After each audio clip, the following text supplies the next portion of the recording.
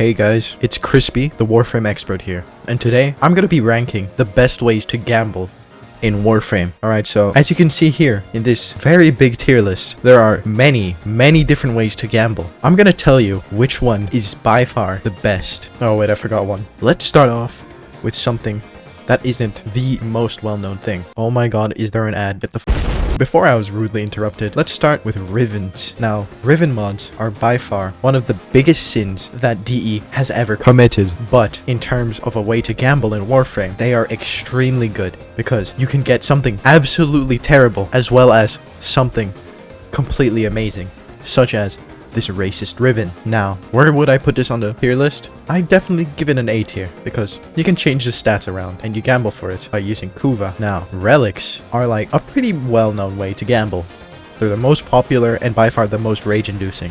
S tier. It has caused me to go batshit insane at times, like trying to get a specific prime set. It's still pretty good. I love my prime warframes. Now, in the spirit of Pride Month, we're going to rank the Arcane Dissolution with Lloyd.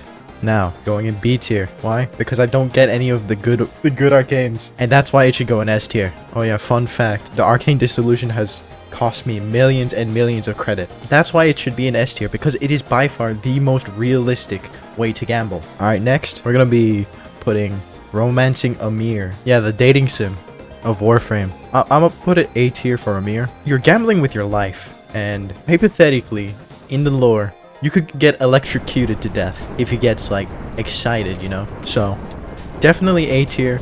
You're gonna be gambling something that is worth a lot, your life. Next, we have Romancing Eleanor. Pretty much the same thing as Amir, but instead of getting electrocuted, she can turn super infested and just, like, eat you. Basically, praying mantis type. There we go. Breeding a Kubro is a form of gambling because, like, when you try and get a Kubro, you could get, like, different kinds. I haven't really done it so much. B tier. Same with Kavats.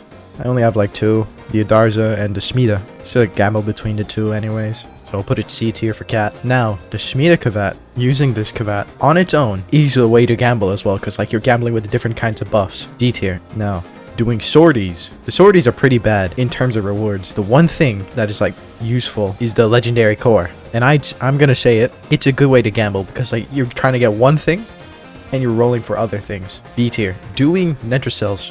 Yes, it is a form of gambling because you don't know what rewards you're gonna get. Also putting it B tier. You can do it, like, repeatedly 5 times and, like, you're probably just gonna get, like, an Archon Shard. That's pretty much what you want from it. Deep Archimedia. It's similar to the Netracells, but you can only do, like, very few times. Now, this is better because it makes what you get more valuable or, like, more rare, you know? You know what I'm saying? Yeah. You're also kind of gambling what kind of loadout you're gonna have when you go into Deep Archimedia. They're all, like, randomized. I would put it in A tier. Similarly, Temporal Archimedia is like Deep Archimedia, but better because it has the funny characters talking. So it's going into S tier. Doing bounties is a way of gambling because, like, getting the rewards itself is a gamble.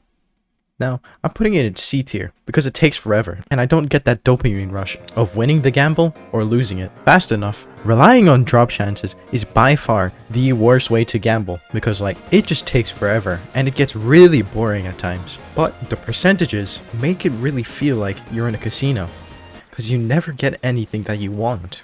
Now, the Helminth infusion it's mixed up between a B tier and a C tier. It's like, you can get really good stuff, but it's usually really good stuff. And it depends on, like, your frame, whether or not you have the frame or Warframe. I'll just leave it in C tier. Now, using Kome, I'm sorry, but the gambling frame goes in D tier.